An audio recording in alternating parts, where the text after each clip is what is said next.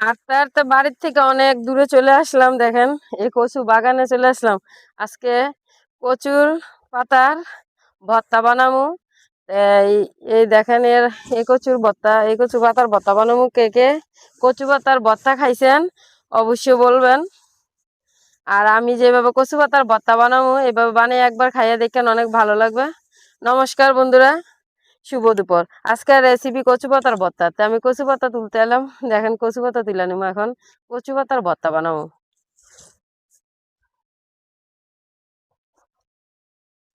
কচু পাতা দেখেন অনেক সুন্দর, কচি কচি কচু পাতা গুলা দেখতে অনেক ভালো লাগতেছে। এই কচু পাতা দিয়া ভর্তা বানালে অনেক স্বাদও, খাইতেও ভালো লাগে। তা আমি আজকে কচু পাতার ভর্তা বানানোর জন্য কচু পাতা কাইটা নেবো। মেলা কচু পাতা হয়ে থাকে আমাদের এদিকে, বাড়ির আশেপাশে হয় এগুলা। আমরা কিনা লাগে না, আমরা গ্রামের মানুষ, এগুলা পাওয়াই যায়। আমরা এমনিতেই বাড়ির আশেপাশে যখন মন চাইবো তখনই কচুর শাক খাইতে পারি, কচু পাতার ভর্তা খাইতে পারি। কচু পাতা তুলে নিলাম। এই কচু পাতা দিয়ে ভর্তা বানাবো। আমি যেভাবে কচু পাতার ভর্তা বানাবো, যে না খাইছেন তারও খাইতে মন চাইবে। এভাবে একবার ট্রাই করে দেখবেন বাড়িতে, অনেক ভালো লাগবে খাইতে। কচু পাতা এক সাজি কচু পাতা নিলাম। তো এখন রান্না করতে যাবো, দেখতে থাকেন কিভাবে রান্না করি। বাড়িতে চলে যেতেছি, বাড়ির থেকে অনেক দূরে আসলাম কিন্তু, এখন যাইতেছি বাড়িতে।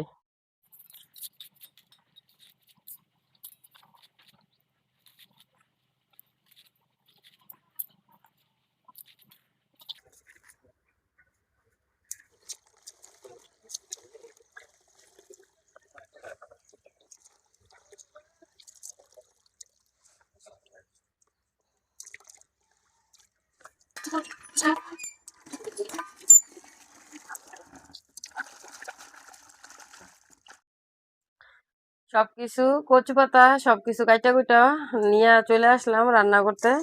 আমি আজকে এই ভর্তা বানাবো। এই যে শুকনো মরিচ নিলাম, রসুন, পেঁয়াজ আর কচু পাতা কাইটা ধুয়ে নিয়ে আসলাম। এখন কড়াইয়ে বসাই দিলাম, রান্না করবো, দেখতে থাকেন।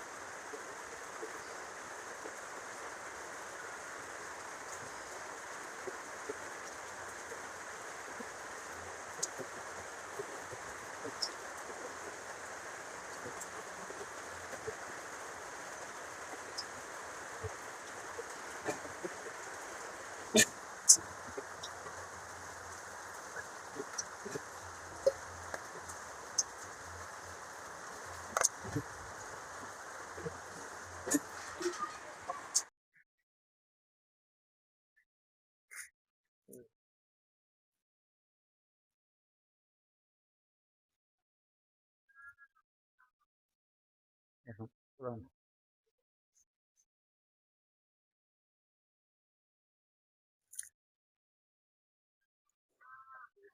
কচু পাতা শাক সেরকম স্বাদ হয়েছে। কাঁচা শুকনা মরিচ